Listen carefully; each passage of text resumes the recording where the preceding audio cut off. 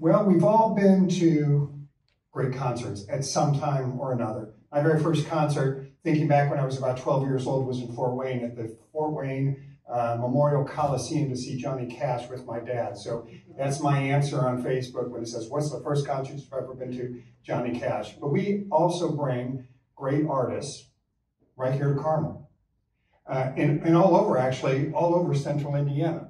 You know, if you look around, Ruoff Music Center is right here in Noblesville, Indiana. They have about 24,000 people that can fit in there to see great, big commercial artists. And you know, if you're sitting in the back here, you can almost see the pavilion from your seat.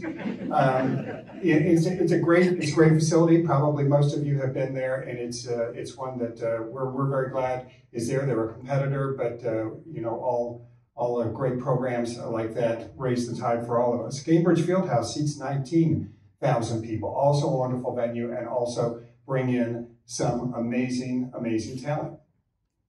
This is where I work. This is called the Palladium, right here at the Center for the Performing Arts in Carmel, Indiana.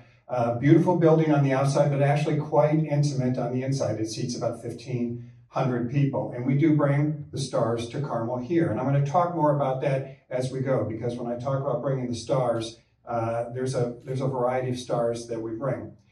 Let me talk first, though, about what it is that makes a performing arts center so unique from some of these other places. First of all, it is an investment. It's an investment in the community. It's not an inexpensive building to build. Any performing arts center anywhere in the country or anywhere in the world is an investment. The Americans for the Arts, back in 2017, actually looked at nonprofit arts venues.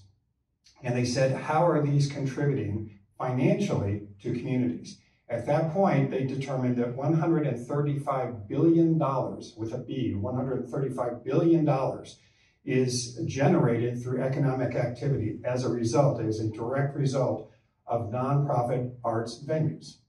They also indicated that $20 billion is paid to governments, to local, state, and federal governments because of that economic generation. 4.1 million jobs are generated through the nonprofit arts industry.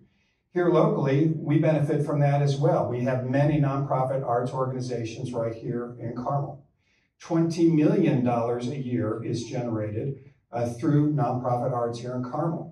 653 jobs, full-time jobs as of a couple of years ago, were dedicated solely to the nonprofit arts community. $2 million are paid to local and state governments as a result of the nonprofit arts industry right here in the Carmel area. You know, when people come from outside of Carmel to Carmel and come to a show, whether it's our show or any other arts show here in the community, an additional $42 is spent. And that might be in restaurants, might be on babysitters, it might be on any number of things, but that is generating income in our community. And that is an investment in the arts that we all share in. So as supporters of the arts, we're also supporting our community in significant ways. As I said, there's all sorts of stars that we bring to Carmel, Indiana. Some of the ones that you might be thinking of can include things like this.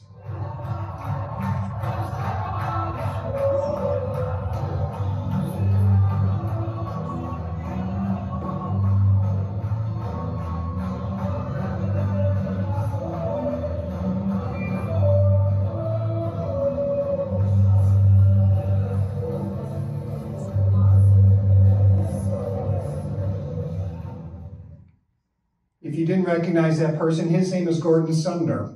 Some of his friends call him Sting. He is quite an artist. We were pleased to have him last year, but we brought in others like John Legend, Sheryl Crow.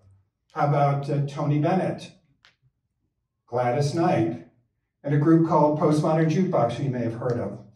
So those are some of the bigger stars that we have brought here to Carmel to sort of enhance and enrich our community. But why? Why do we do it? And what is the difference between us bringing in the stars, as they were, or a Ruoff or a Gamebridge or any other large arena or stadium bringing them in? Well, the big difference between what we do and what they do is money versus mission. And we'll talk about that for a few minutes. Money versus mission. There's nothing wrong with making money, and as a nonprofit arts administrator, I am all about making money because I know that without any margin, there is no mission. So it is important that we bring in great talent and we have great opportunities for people to come to and enjoy and actually generate revenue from that. But that is not all we do. The big difference for us is that we have a mission, and our mission is to engage and inspire all of Indiana with enriching arts experiences. Now think about that mission for a minute, and that is not unique to the Center for the Performing Arts. I would challenge you to look at the mission of any arts organization pretty much anywhere in the world, and you're going to see words like engage, inspire, community, enriching, and experiences. We just put the words together in different ways, but most arts organizations have some aspect of that mission as part of what drives their programming, their educational programming, and their whole reason for being. We have core values, and I would tell you that most of our core values are probably going to be similar to what most other nonprofit arts organizations have. Our core values include excellence, collaboration, inclusion, innovation, and integrity.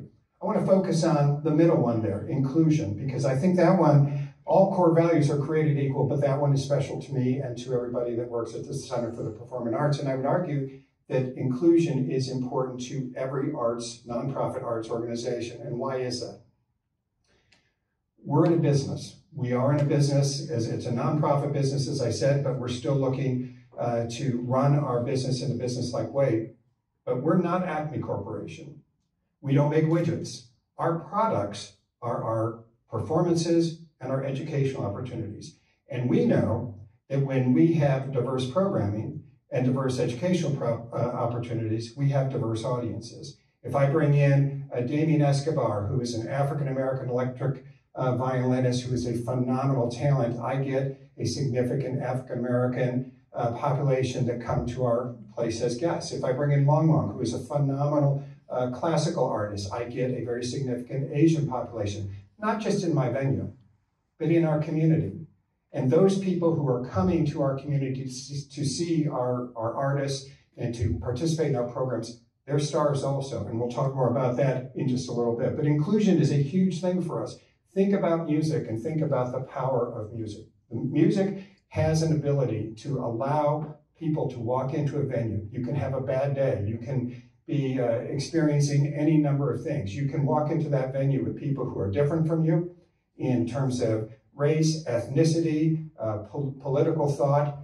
But when you're coming to a nonprofit arts venue and you're seeing an artist, you're seeing that artist with people who also want to see that artist.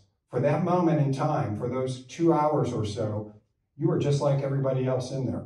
And everybody else in there may be extremely different from you, but the one thing that is the same is you're all there to have the same experience. The nonprofit difference, we talk about this a lot. Quality, variety, accessibility, and affordability. Quality, we're always looking for top quality performers. And you know what? Top quality performers aren't always commercial performers.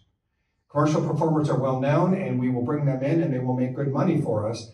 But those are the revenue performances that help us pay for the non-revenue performances. One thing that is always deadly important to us is the quality of the performance has to be top. Then the variety of the performance is also extremely important to us. If we are a commercial facility, any nonprofit, if you're a commercial facility, you're really looking to bring in commercial acts, pop, rock, country, and comedy. Those are the four that sell. They sell big. We're going to bring in, and any other arts organization is going to bring in classical and jazz and international offerings and theater and songbook, dance. We bring all of those in, not because they're going to make money, but because they enrich the community. They go back to our mission, they go back to our core values. Those are things that we're extremely proud of, and then I come back to the inclusion of all of that. The more diversity you have in your programming, the more diversity you're going to have in your venues, and the more diversity you have in your venues, the greater the diversity you will be driving into your community. Most nonprofit arts organizations have this simple model. It's really not that difficult. We've got three sources of income: earned revenue, contributed revenue, and government support. Our earned revenue comes from selling tickets, selling food and beverage, rental opportunities. Our contributed revenue comes from you, our donors, our patrons, corporate partners, people who give us grants. And then government support. Most nonprofit arts organizations are supported in some manner by some sort of government subsidy. The goal always is to increase your earned revenue, increase your contributed revenue, and decrease your government support. The more sustainable we can make ourselves, the better that is for us and the better that it is for the community. Here's some other things that go on besides just great performances. Every nonprofit arts organization should be doing educational programming. So that's one note that you can play, and you'll help each other, okay? Oh yeah, come on, give it that look. That particular program is called Jungle Jams for kids, toddlers and kids up to about age 5 or 6. We also have master classes where our artists who come in and perform will actually meet with students ahead of performances and work with them.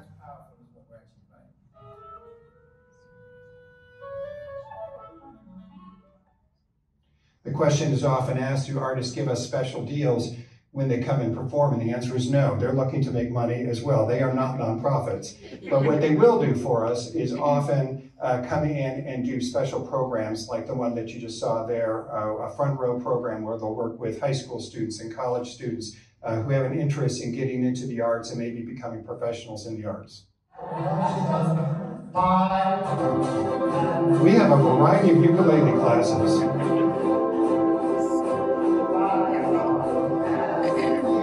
This includes beginning, intermediate, and advanced ukulele. I will tell you the advanced ukulele are the easier ones to listen to.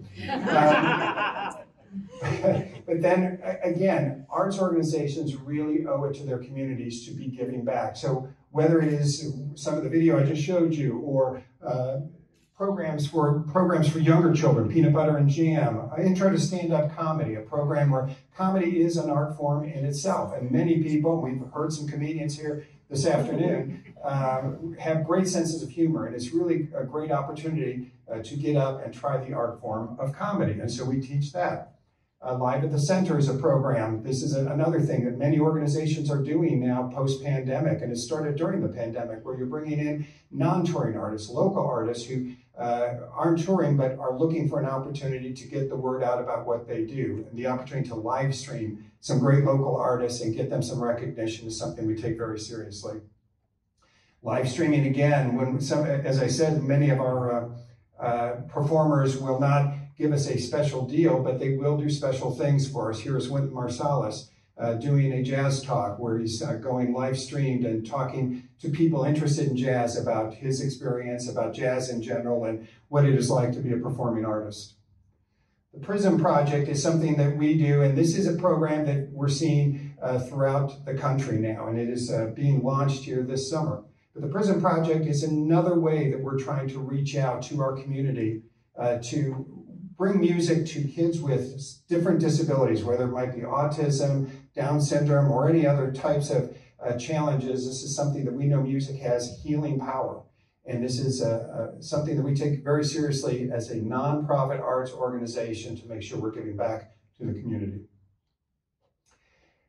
When we talk about bringing the stars to Carmel and things that we do for our community, this is one of the favorites of mine. This is a naturalization ceremony. This one happened to be conducted about 3 weeks ago, where we brought in 80 people from 40 different countries around the world. And they were the stars of that show that day.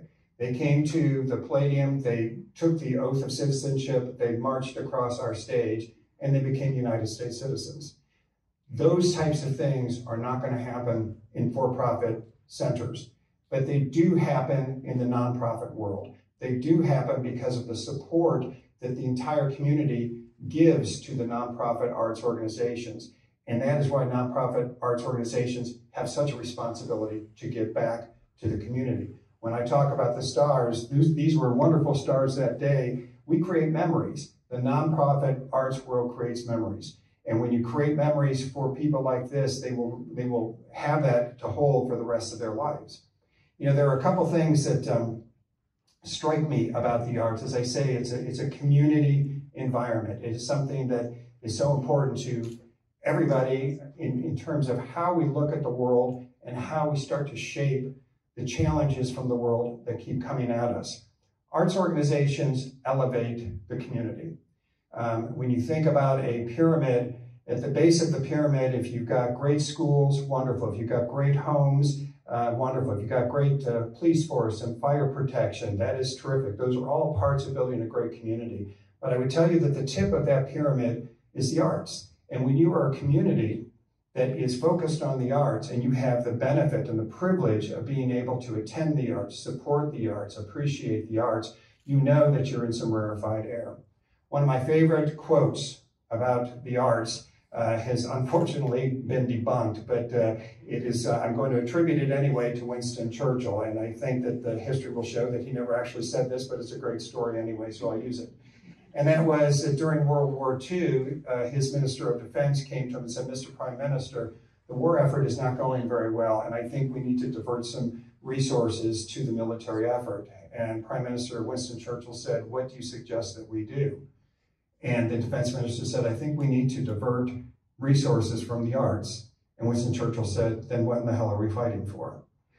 That's the impact of the arts. You are stars. The stars that we bring here are not just the John Legends and the Stings, but they're the great programs like Abilene that performed last night at the Palladium in the second performance they've ever had anywhere in the world. And it was a mesmerizing performance in front of an enthusiastic crowd who left there inspired, engaged, and enriched. Thank you.